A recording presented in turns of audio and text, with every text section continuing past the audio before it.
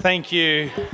Thank you, Acting Speaker. And I haven't even said a word and they're already up and about on the other side. It's very, very interesting. I rise to speak on the Bail Further Amendment Bill 2025 and support the position put forward by the Shadow Attorney General and the member for Malvern. And anybody sitting in this place, anybody who just may happen to be watching at home, anybody who is living in this state of Victoria knows right now that what this government has done to law and order in this state has failed.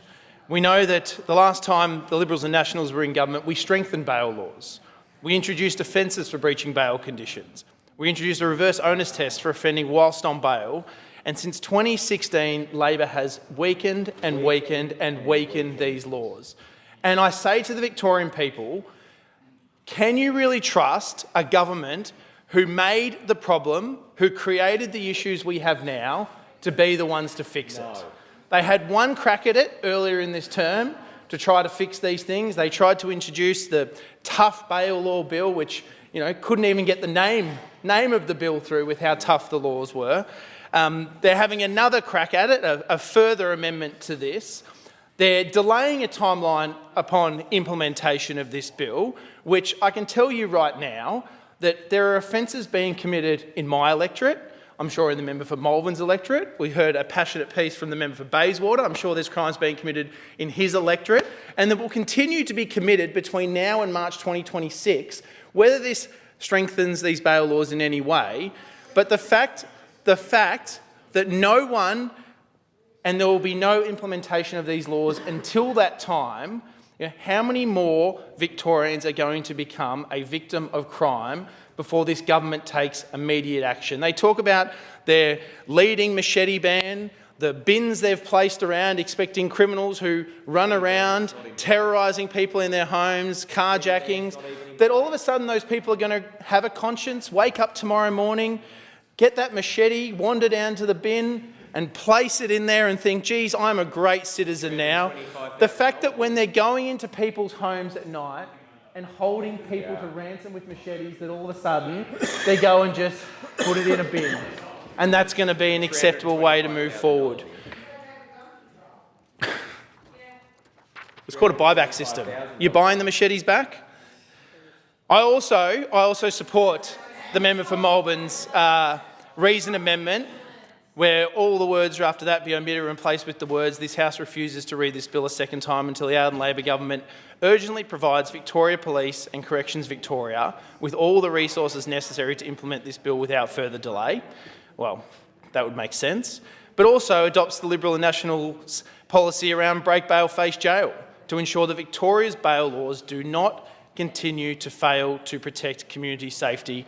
And I would think that in this place, our responsibility is always first and foremost to those law-abiding citizens of our communities, not necessarily to those repeat offenders who continue to go through Victoria's revolving door on bail, because, as I've heard the member for Malvern say many times, bail is a privilege. Bail is a privilege that is granted to people.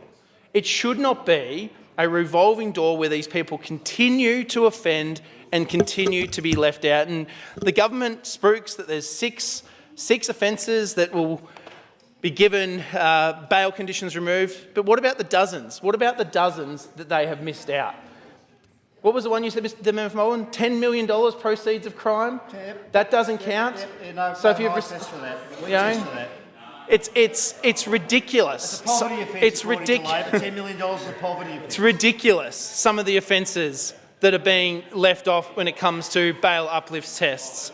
It also exempts those who are under 18. And we know in the state of Victoria we have a youth crime crisis, but we also know it's not just about locking up youth offenders, it's about implementing the programs they need to make sure they have a better opportunity in life, but just letting them out to reoffend, and we've all seen the news reports of offenders who've been let out 10, 20, 50 times on bail.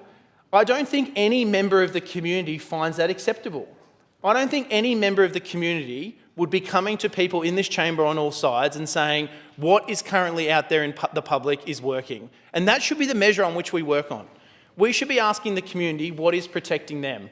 I have, I'm sure as many other people do, people coming to me every single day in my office, car being rammed through the Blackberry pharmacy, and now the guy's too scared to open his doors because he's wondering when they're coming back. The IGA at Blackberry being held up.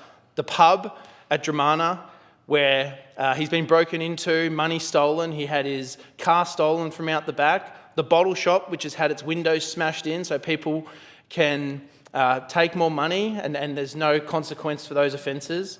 I had a constituent, Travis Robertson, he's happy to be named, who was at Rosebud Plaza recently with his fiancée, who now refuses to leave the house, who had a 17-year-old come into the shopping centre with an imitation gun and hold her at ransom. Now, how is she to know it's an imitation gun? And I do acknowledge the work of Victoria Police and everything they do, but we do know they are severely under-resourced.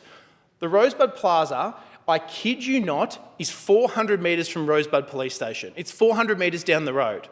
Those police officers were called to another situation, and so you had a youth running around pretending they had a gun in Rosebud Plaza and a police car unavailable to attend. Now, that is not about Victoria Police not doing the job.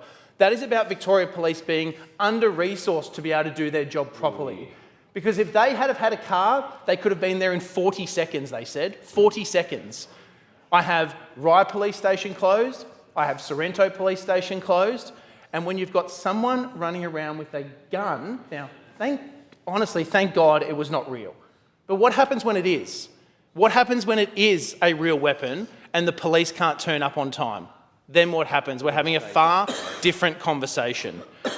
For too long, offenders have had no consequence, and we all know what happens. If there is no consequence for action, the actions continue. And under this government, for far too long, there's been no consequence for action. That's why we encourage the government. The government doesn't have a monopoly on good ideas. I know they like to think they do, but sometimes other people have a good thought, a policy that's been worked on. I know they like to call it stunts. They like to call it political gain, but the reality is, I would like to think there are members in this chamber who actually do have good ideas and that can be discussed. And the opportunity to sometimes actually allow a piece of legislation to come in, whether you agree with it in 2 weeks' time when it actually has the chance to be debated and when you can read it. But at the moment, we can't even have the opportunity to introduce legislation that you will read. You don't even know what our ideas are. We get a 5-minute procedural debate to put things on the table. So I encourage the government, as the member for Malvern has done in his Readsoned amendment, to look at the break bail, face jail policy put forward by the opposition, by the Liberals and Nationals, to reinstate key bail offences and reverse onus provisions that have been repealed by the Labor government, to remove exemptions for bail breach offences for youth offenders, to list robbery and burglary and other things that have been currently missed in this piece of legislation. They have not adopted a single piece of the suggestions that we have put forward that we believe would make Victoria safer as soon as they were introduced. This government needs to properly resource Victoria Police, and we see it every day in every community, and we see it, the legislation that was tried to be brought forward by the member for Caulfield this morning related to the protests, but every time one of the 500 protests has happened, and yes, we want protests, we support that right, but it needs to be done correctly. But every time they happen, and we now know it's 22,000 shifts for police that have been brought into the city, that means they're not in the member for Malvern's community, the member for Brighton's community, the member for Mordialloc community. They are being brought into the city to deal with these things. And when there is 1,100 vacancies at the moment, it leaves those already communities short of police resourcing even further exposed to when things like happened in my community a few weeks ago at Rosebud Plaza, the likelihood of those incidents occurring and someone being severely injured or worse continue to go up. So I encourage the government, do more. Do more on this. Take action now. Don't wait till March next year. Don't implement it in an election year because it looks sexy when there's an election coming in 6 months' time. Take action now. Look at some of the options that are being put forward on this side of the House. Because this shouldn't be about the government versus the opposition. This should be about the people outside of this building who want to see Victoria better, who want to feel safe on the streets, who want to feel like they can go to the supermarket and enjoy their time.